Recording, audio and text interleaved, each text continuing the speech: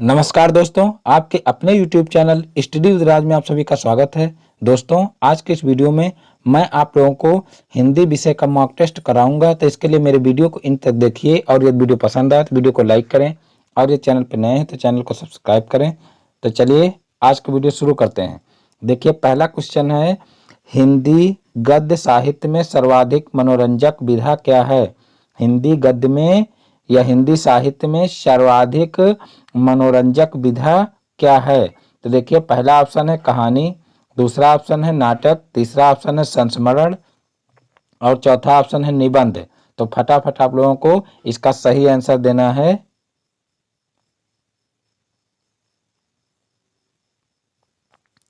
तो देखिए, इसका जो फर्स्ट ऑप्शन है बिल्कुल राइट आंसर हो जाएगा। फिर देखते हैं नेक्स्ट क्वेश्चन, भारतीय साहित्य में कहानीकारों में सर्वाधिक लोकप्रिय है। भारतीय साहित्य में कहानीकारों में सर्वाधिक लोकप्रिय है। पहला ऑप्शन है जयशंकर प्रसाद, दूसरा ऑप्शन है महादेवी वर्मा, तीसरा ऑप्शन है प्रेमचंद और चौथा ऑप्शन है रंगेय राघव।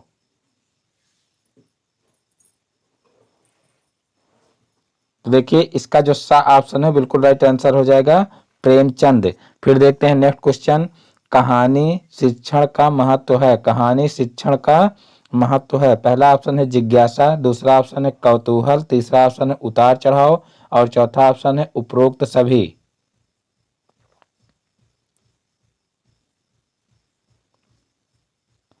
तो देखिए, इसका जो द ऑप्शन है बिल्कुल राइट आंसर हो जाएगा कहानी शिक्षण का महत्व है उपरोक्त सभी। इसका जो द ऑप्शन है बिल्कुल राइट आंसर हो जाएगा। फिर देखते हैं नेक्स्ट क्वेश्चन, कहानी से प्राप्त होता है। कहानी से प्राप्त होता है। पहला ऑप्शन है मनोरंजन, दूसरा ऑप्शन है शिक्षा, तीसरा ऑप्शन है ज्ञान, चौथा ऑप्शन है उपरोक्त सभी।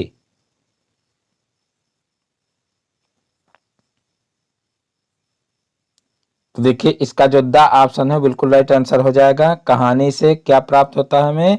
मनोरंजन, शिक्षा और ज्ञान तीनों प्राप्त होता है, यानी कि इसका जो द ऑप्शन है वही सही हो जाएगा उपरोक्त सभी। फिर देखते हैं नेक्स्ट क्वेश्चन, लोक कथाएं प्राप्त होती हैं। लोक कथाएं प्राप्त होती हैं। पहला ऑप्शन है रेडियो से, दूसरा ऑप्शन है दूरदर्शन से, तीसरा ऑप्शन है समाचार पत्र से और चौथा ऑप्शन है उपरोक्त सभी।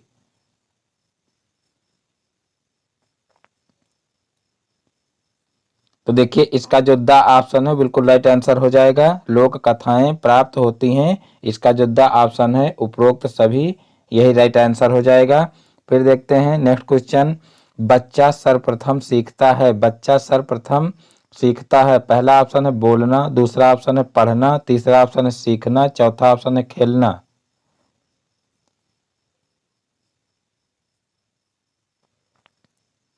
तो देखिए, इसका जो फर्स्ट ऑप्शन है बिल्कुल राइट आंसर हो जाएगा। बच्चा सर्वप्रथम क्या सीखता है? तो बच्चा सबसे पहले बोलना सीखता है। इसका जो फर्स्ट ऑप्शन है वही राइट आंसर हो जाएगा। फिर देखते हैं नेक्स्ट क्वेश्चन, बच्चे की प्रथम पाठशाला है। बच्चे की प्रथम पाठशाला है, बहुत ही इंपॉर्टेंट क्वेश्चन है और सभी को पता भी होगा। तो देखिए, इसका पहला ऑप्शन है परिवार, दूसरा ऑप्शन है पड़ोस, तीसरा ऑप्शन है मित्र और चौथा ऑप्शन है विद्यालय।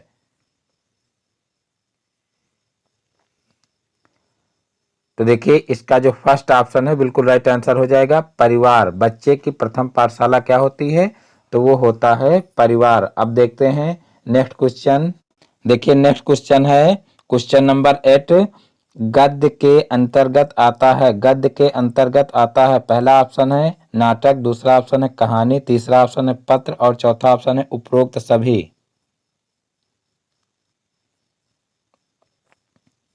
तो देखिए, इसका जो द ऑप्शन है बिल्कुल राइट आंसर हो जाएगा उपरोक्त सभी। फिर देखते हैं नेक्स्ट क्वेश्चन, गद्य तथा पद्य में अंतर है। गद्य तथा पद्य में अंतर है। पहला ऑप्शन है गद्य में विराम इत्यादि का उपयोग होता है, जबकि पद्य में इनका कोई बंधन नहीं है। फिर दूसरा ऑप्शन है पद्य में गति और लय होता है, जबकि गद्य में लय का कोई मेल नहीं है। फिर देखिए, तीसरा ऑप्शन है पद्य छंद मुक्त होता है तथा छंद युक्त, परंतु गद्य छंद मुक्त ही होता है। फिर देखिए, चौथा ऑप्शन है उपरोक्त सभी। तो फटाफट इसका सही आंसर आप लोग बताइए।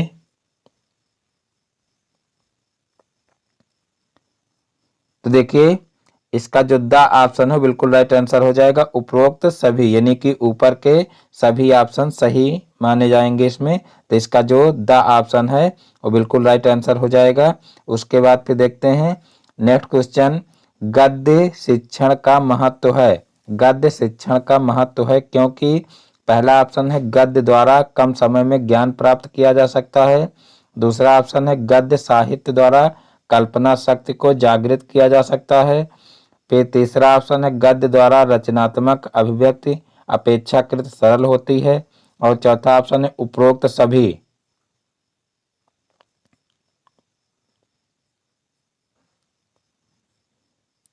तो देखिए इसका जो द ऑप्शन है बिल्कुल राइट आंसर हो जाएगा उपरोक्त सभी। फिर देखते हैं नेक्स्ट क्वेश्चन, गद्य रचना के लिए आवश्यक होता है। गद्य रचना के लिए आवश्यक होता है, पहला ऑप्शन है भाषा तत्वों का ज्ञान। दूसरा ऑप्शन है विषय वस्तु का ज्ञान। तीसरा ऑप्शन है रचना स्वरूपों का ज्ञान। और चौथा ऑप्शन है उपरोक्त सभी।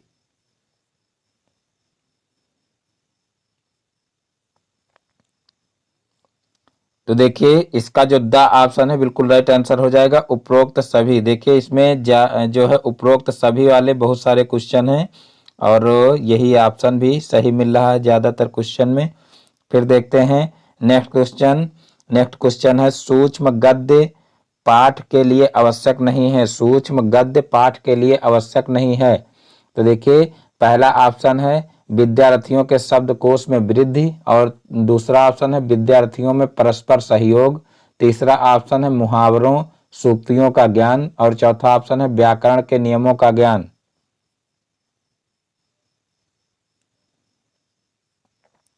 तो देखिए इसका जो बा ऑप्शन है बिल्कुल राइट आंसर हो जाएगा विद्यार्थियों में परस्पर सहयोग। फिर देखते हैं नेक्स्ट क्वेश्चन, द्रुत पाठ का उद्देश्य नहीं है। द्रुत पाठ का उद्देश्य नहीं है, पहला ऑप्शन है शीघ्र पढ़ने की क्षमता। दूसरा ऑप्शन है समझने की क्षमता का विकास। तीसरा ऑप्शन है खेल खेल में पढ़ना।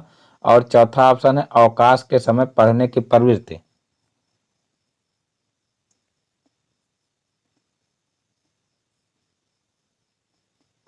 तो देखिए इसका जो सा ऑप्शन है वो बिल्कुल राइट आंसर हो जाएगा खेल खेल में पढ़ना। फिर देखते हैं नेक्स्ट क्वेश्चन, पद्य रचना में आवश्यक नहीं है। पद्य रचना में आवश्यक नहीं है, पहला ऑप्शन है मुहावरों का ज्ञान। दूसरा ऑप्शन है लाभ का ज्ञान। तीसरा ऑप्शन है तुकबंदियां। और चौथा ऑप्शन है छंद। तो देखिए इसका जो आ ऑप्शन है बिल्कुल राइट आंसर हो जाएगा मुहावरों का ज्ञान पद्य रचना में आवश्यक नहीं है। क्या आवश्यक नहीं है? मुहावरों का ज्ञान। फिर देखते हैं नेक्स्ट क्वेश्चन, पद्य में हो सकता है। पद्य में हो सकता है महापुरुषों की गाथा। दूसरा ऑप्शन है प्राकृतिक वर्णन। तीसरा ऑप्शन है करुणामयी गाथा। और चौथा ऑप्शन है उपरोक्त सभी। तो देखिए इसका जो द ऑप्शन है वो बिल्कुल राइट आंसर हो जाएगा उपरोक्त सभी। पद्य में हो सकता है महापुरुषों की गाथा, प्राकृतिक वर्णन, करुणामयी गाथा, उपरोक्त सभी। तो इसका जो लास्ट ऑप्शन है उपरोक्त सभी यही करेक्ट आंसर हो जाएगा। फिर देखते हैं नेक्स्ट क्वेश्चन, पद्य में सौंदर्य होता है। पद्य में सौंदर्य होता है, पहला ऑप्शन है भाव सौंदर्य। दूसरा ऑप्शन है शब्द सौंदर्य। और तीसरा ऑप्शन है ध्वनि सौंदर्य। और चौथा ऑप्शन है उपरोक्त सभी।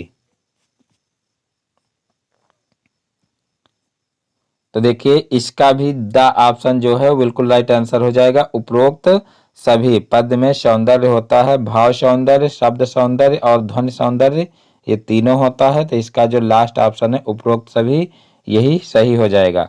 अब देखते हैं नेक्स्ट क्वेश्चन। देखिए नेक्स्ट क्वेश्चन है, मनुष्य के भावों की अभिव्यक्ति होती है। मनुष्य के भावों की अभिव्यक्ति होती है, पहला ऑप्शन है संकेतों द्वारा। दूसरा ऑप्शन है वाणी द्वारा। तीसरा ऑप्शन है भाव भंगिमाओं द्वारा। और चौथा ऑप्शन है उपरोक्त सभी।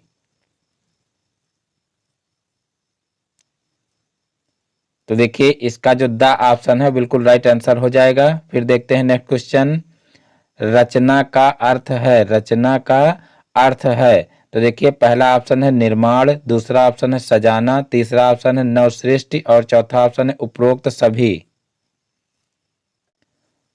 तो देखिए इसका जो द ऑप्शन है बिल्कुल राइट आंसर हो जाएगा उपरोक्त सभी। फिर देखते हैं नेक्स्ट क्वेश्चन। तो देखिए नेक्स्ट क्वेश्चन है, मानव अपने भावों को ध्वन्यात्मक रूप से प्रकट करता है, उसे मौखिक अभिव्यक्ति कहते हैं। कथन है, यानी कि यह कथन किसका है? मानव अपने भावों को ध्वन्यात्मक रूप से प्रकट करता है, उसे मौखिक अभिव्यक्ति कहते हैं। यह कथन किसका है? तो देखिए पहला ऑप्शन है रमन बिहारी लाल, दूसरा ऑप्शन है हरिदेव बाहरी, और फिर तीसरा ऑप्शन है रायबर्न, और चौथा ऑप्शन है उपरोक्त सभी।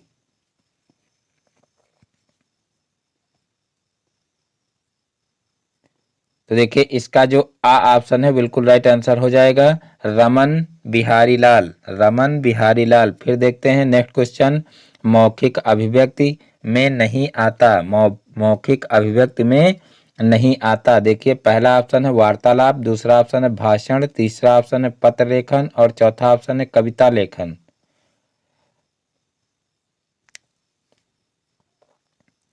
तो देखिए इसका जो द ऑप्शन है बिल्कुल राइट आंसर हो जाएगा कविता लेखन। मौखिक अभिव्यक्ति में क्या नहीं आता है? तो वो कविता लेखन नहीं आता है। फिर देखते हैं नेक्स्ट क्वेश्चन, मौखिक अभिव्यक्ति की विशेषताएं हैं, मौखिक अभिव्यक्ति की विशेषताएं हैं। पहला ऑप्शन है शुद्ध उच्चारण, दूसरा ऑप्शन है शुद्ध भाषा की अभिव्यक्ति, और तीसरा ऑप्शन है सशक्त भाषा, और चौथा ऑप्शन है उपरोक्त सभी।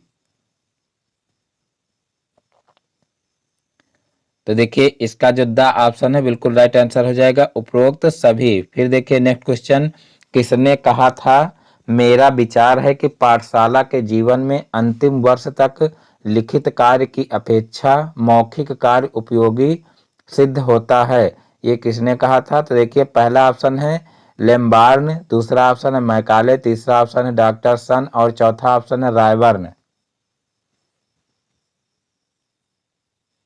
तो देखिए इसका जो पहला ऑप्शन है वो सही हो जाएगा लेम बार्न। तो इसका जो आ ऑप्शन है यही सही हो जाएगा। फिर देखते हैं नेक्स्ट क्वेश्चन। तो नेक्स्ट क्वेश्चन देखिए, साहित्य में रुचि उत्पन्न की जा सकती है, साहित्य में रुचि उत्पन्न की जा सकती है। देखिए पहला ऑप्शन है वाद विवाद प्रतियोगिता, दूसरा ऑप्शन है अंत्याक्षरी, तीसरा ऑप्शन है कवि दरबार, और चौथा ऑप्शन है उपरोक्त सभी।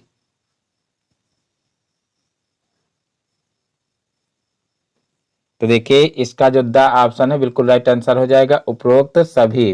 फिर देखिए नेक्स्ट क्वेश्चन है, लिखित अभिव्यक्ति का उद्देश्य है, लिखित अभिव्यक्ति का उद्देश्य है। देखिए पहला ऑप्शन है स्वतः लेखन में रुचि, दूसरा ऑप्शन है श्रुति लेखन, तीसरा ऑप्शन है शब्द कोश में वृद्धि, और चौथा ऑप्शन है उपरोक्त सभी।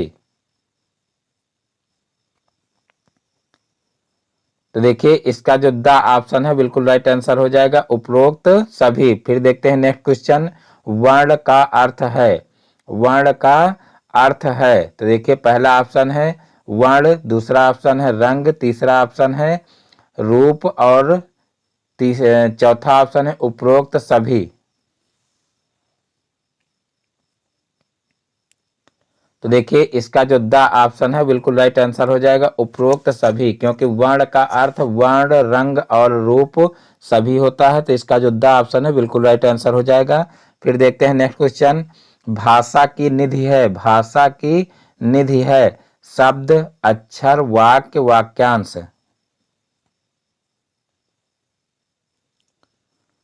तो देखिए इसका जो फर्स्ट ऑप्शन है बिल्कुल राइट आंसर हो जाएगा शब्द, भाषा की निधि है क्या है? शब्द। फिर देखते हैं नेक्स्ट क्वेश्चन, शब्द शक्ति है, शब्द शक्ति है।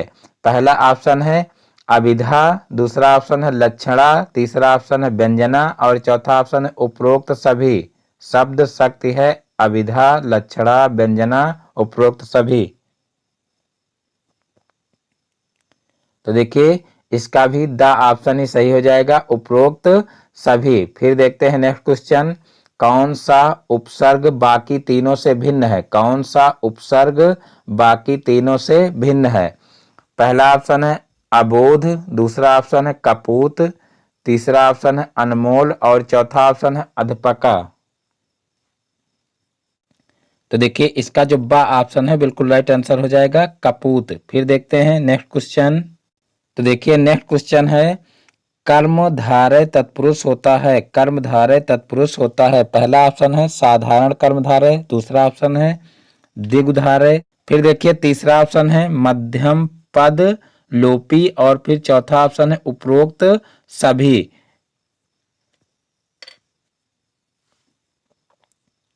तो देखिए इसका जो द ऑप्शन है बिल्कुल राइट आंसर हो जाएगा, उपरोक्त सभी। फिर देखते हैं नेक्स्ट क्वेश्चन, संज्ञा के भेद हैं, संज्ञा के भेद हैं। तो पहला ऑप्शन है देखिए व्यक्तिवाचक, दूसरा ऑप्शन है जातिवाचक, तीसरा ऑप्शन है भाववाचक और चौथा ऑप्शन है उपरोक्त सभी।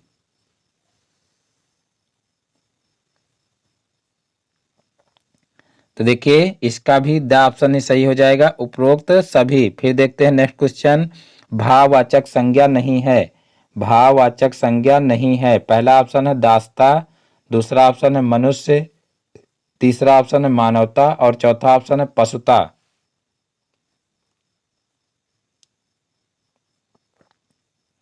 तो देखिए इसका जो बा ऑप्शन है बिल्कुल राइट आंसर हो जाएगा मनुष्य, क्योंकि मनुष्य जो है वो क्या है जातिवाचक है, बाकी सभी इसमें क्या है भाववाचक हैं। तो इसमें भाववाचक संज्ञा नहीं है पूछा गया है, तो क्या है मनुष्य जो है वो भाववाचक संज्ञा नहीं है, यानी कि इसका जो बा ऑप्शन है बिल्कुल राइट आंसर हो जाएगा। फिर देखते हैं नेक्स्ट क्वेश्चन, पुरुषवाचक सर्वनाम होता है, पुरुषवाचक सर्वनाम होता है उत्तम पुरुष, मध्यम पुरुष, अन्य पुरुष, उपरोक्त सभी।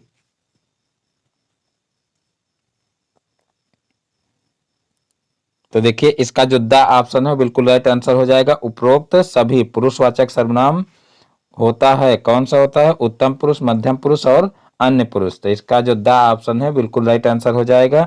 फिर देखते हैं नेक्स्ट क्वेश्चन, क्रिया है। तो देखिए पहला ऑप्शन है दौड़ना, दूसरा ऑप्शन सुनना, तीसरा ऑप्शन है मुस्कुराना और चौथा ऑप्शन है उपरोक्त सभी। तो देखिए इसका जो द ऑप्शन है यही राइट आंसर हो जाएगा, क्योंकि क्रिया इसमें सभी हैं, दौड़ना सुनना और मुस्कुराना सभी क्रिया ही हैं। तो इसका जो द ऑप्शन है बिल्कुल राइट आंसर हो जाएगा। अब देखते हैं नेक्स्ट क्वेश्चन, देखिए नेक्स्ट क्वेश्चन है वाचन का महत्व है, वाचन का महत्व है।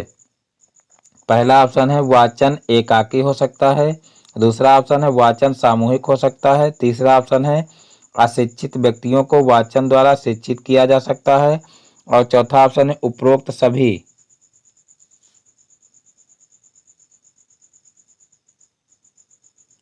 तो देखिए इसका जो द ऑप्शन है यही इसका सही आंसर हो जाएगा, उपरोक्त सभी। फिर देखते हैं नेक्स्ट क्वेश्चन, निम्नलिखित में कौन सा व्यंजन ऊष्म है, निम्नलिखित में से कौन सा व्यंजन ऊष्म है। पहला ऑप्शन है शा, जिसको तालव्य शा बोलते हैं। फिर देखिए दूसरा ऑप्शन है बा मूर्धन्य शा और फिर देखिए तीसरा है सा यानी कि दंती सा इसको बोलते हैं। फिर चौथा है उपरयुक्त सभी।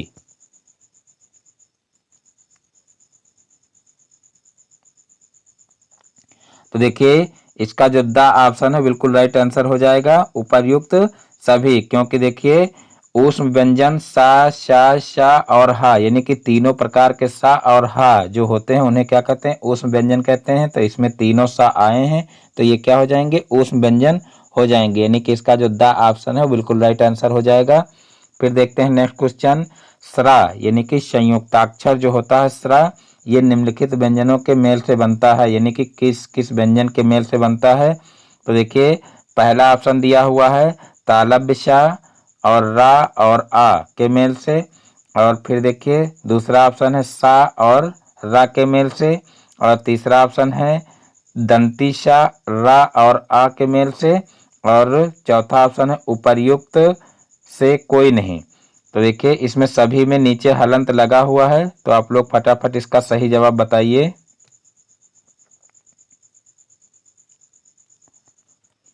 तो देखिए इसका जो आ ऑप्शन है बिल्कुल राइट आंसर हो जाएगा, यानी कि तालव्य शा प्लस रा और दोनों के नीचे हलंत रहेगा प्लस आ। तो इसका जो आ ऑप्शन है वो बिल्कुल राइट आंसर हो जाएगा। फिर देखते हैं नेक्स्ट क्वेश्चन। तो देखिए नेक्स्ट क्वेश्चन है खा का उच्चारण स्थल है, यानी कि खा का उच्चारण स्थान क्या हो जाएगा। तो यहाँ पर पहला ऑप्शन देखिए दंत है, दूसरा ऑप्शन है तालु, तीसरा ऑप्शन है कंठ और चौथा ऑप्शन है ओष्ठ।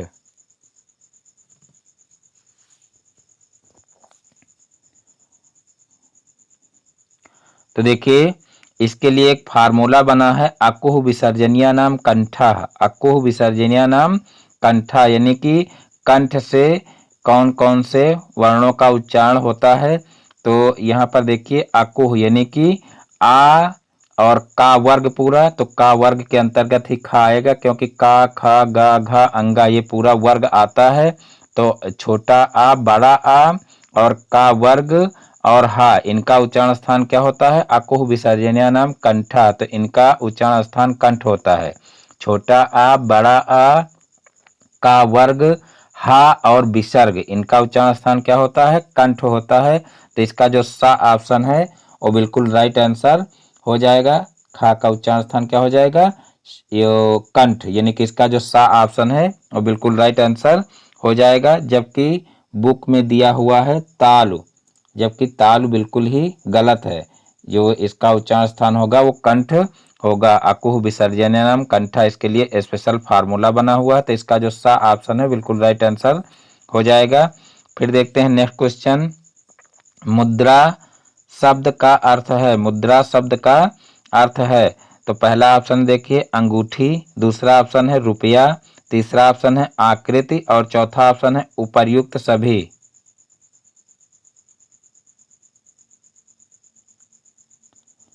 तो देखिए इसका जो द ऑप्शन है बिल्कुल राइट आंसर हो जाएगा, उपर्युक्त सभी। मुद्रा शब्द का अर्थ है अंगूठी, आकृति और रुपया, ये तीनों हो जाएगा। तो इसका जो द ऑप्शन है बिल्कुल राइट आंसर हो जाएगा। फिर देखते हैं नेक्स्ट क्वेश्चन। अज शब्द का अर्थ है। तो देखिए अज शब्द का क्या अर्थ है, दशरथ के पिता, पहला ऑप्शन है, दूसरा ऑप्शन है आज, तीसरा ऑप्शन है अजगर और चौथा ऑप्शन है आजीवन। तो देखिए इसका जो आ ऑप्शन है बिल्कुल राइट आंसर हो जाएगा, दशरथ के पिता।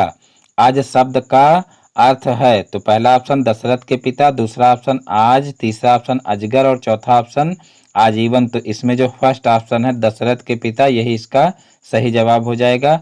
फिर देखते हैं नेक्स्ट क्वेश्चन।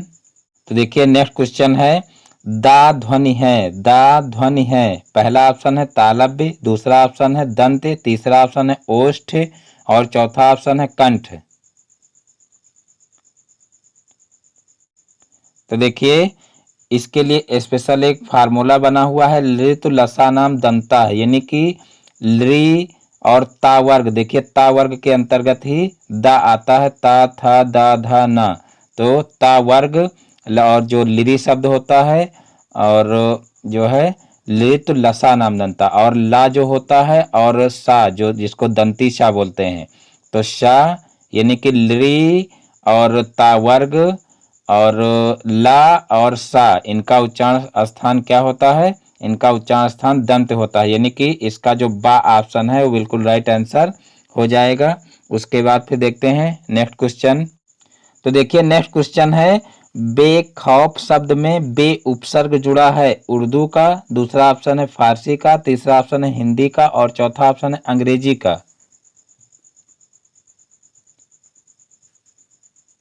तो देखिए इसका जो बा ऑप्शन है बिल्कुल राइट आंसर हो जाएगा, फारसी का। बेखौफ शब्द में उपसर्ग जुड़ा है। तो देखिए इसमें कौन सा उपसर्ग जुड़ा है, तो वो फारसी का, यानी कि जो इसका बा ऑप्शन है बिल्कुल राइट आंसर हो जाएगा। फिर देखते हैं नेक्स्ट क्वेश्चन। सत्य बोलने वाला वाक्यांश का एक शब्द होता है, सत्य बोलने वाला वाक्यांश का एक शब्द होता है। देखिए पहला ऑप्शन है सदाचारी, दूसरा ऑप्शन है सर्वव्यापी, तीसरा ऑप्शन है सत्यवादी और चौथा ऑप्शन है सर्वज्ञ।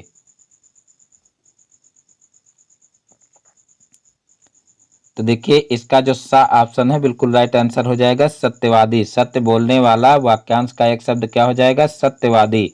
फिर देखते हैं नेक्स्ट क्वेश्चन। मधुरता शब्द में प्रत्यय है, मधुरता शब्द में प्रत्यय है। पहला ऑप्शन है माँ, दूसरा ऑप्शन है आ, तीसरा ऑप्शन है मधु और चौथा ऑप्शन है ता।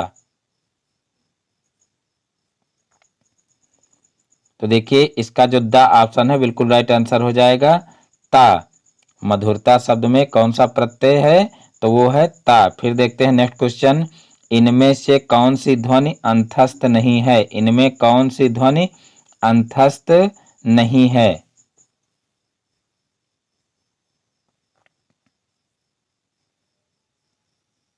तो देखिए या रा ला वा अंतस्थ व्यंजन कहे जाते हैं। या रा ला वा, तो पूछा गया इसमें इनमें कौन सी ध्वनि अंतस्थ नहीं है।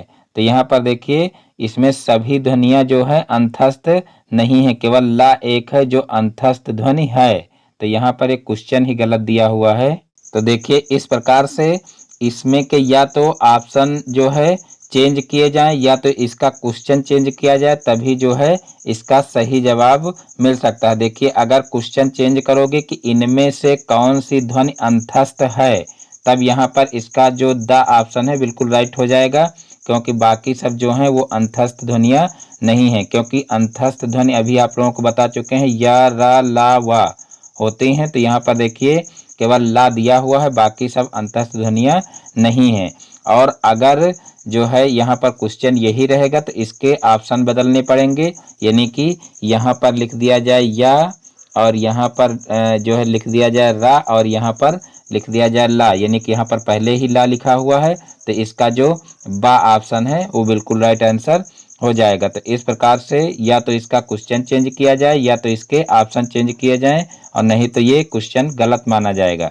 तो इस प्रकार से जो है इस क्वेश्चन को ऐसे ही छोड़ देते हैं। फिर आगे देखते हैं क्वेश्चन नंबर 45। बच्चों को कहानी सुनाते समय बीच बीच में उनकी कल्पनाशीलता को जागृत करने के लिए पूछना चाहिए। तो देखिए पहला ऑप्शन है वर्णनात्मक प्रश्न, दूसरा ऑप्शन है विकासात्मक प्रश्न, तीसरा ऑप्शन है व्याख्यात्मक प्रश्न, और चौथा ऑप्शन है विश्लेषणात्मक प्रश्न। तो देखिए इसका जो बा ऑप्शन है बिल्कुल राइट आंसर हो जाएगा, विकासात्मक प्रश्न। फिर नेक्स्ट क्वेश्चन है जो बहुत अधिक बोलता हो वाक्यांश के लिए प्रयुक्त होने वाला एक शब्द है। जो बहुत अधिक बोलता हो वाक्यांश के लिए प्रयुक्त होने वाला एक शब्द है। पहला ऑप्शन है वक्ता, दूसरा ऑप्शन है सुवक्ता, तीसरा ऑप्शन है वाचाल, और चौथा ऑप्शन है नेता।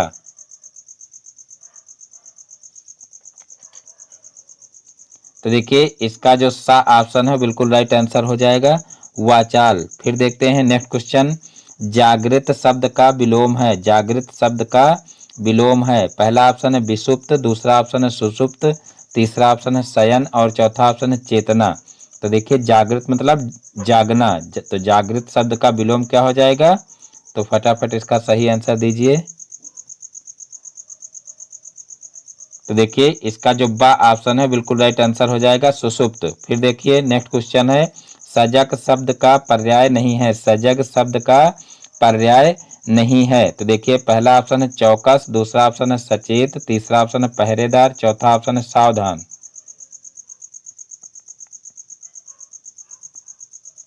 तो देखिए इसका जो सा ऑप्शन है बिल्कुल राइट आंसर हो जाएगा, पहरेदार। सजग शब्द का पर्याय नहीं है। तो देखिए सजग शब्द का पर्याय क्या नहीं है? पहरेदार। फिर देखते हैं नेक्स्ट क्वेश्चन, महाकवि शब्द में प्रयुक्त समास है। महाकवि शब्द में प्रयुक्त समास है। तो देखिए यहाँ पर महाकवि शब्द आ रहा है, तो इसमें आपको समास बताना है कि कौन सा समास होगा। पहला ऑप्शन है कर्मधारय, दूसरा ऑप्शन है अव्ययी भाव, तीसरा ऑप्शन है तत्पुरुष, चौथा ऑप्शन है बहुब्रीहि। तो देखिए इसका जो फर्स्ट ऑप्शन है वही सही हो जाएगा, कर्मधारय, क्योंकि यहाँ पर कवि की विशेषता महा बतला रहा है, जो महा शब्द लगा हुआ है, यानी कि कवि जो है क्या है? महान है। महाकवि शब्द लिखा हुआ, तो इसमें क्या हो जाएगा? कर्मधारय समास हो जाएगा, यानी इसका जो फर्स्ट ऑप्शन है वही सही हो जाएगा। तो इस प्रकार से आज के सारे क्वेश्चन समाप्त होते हैं। मैं उम्मीद करता हूं कि आज का वीडियो आप लोगों को पसंद आया होगा। दोस्तों यदि हमारा वीडियो पसंद आया हो वीडियो को लाइक करें, और इस चैनल पर नए हैं तो चैनल को सब्सक्राइब करें, और बेल आइकन को भी प्रेस कर लें, जिससे हमारे आगे आने वाले वीडियो का नोटिफिकेशन आपके मोबाइल पर सबसे पहले पहुंचे।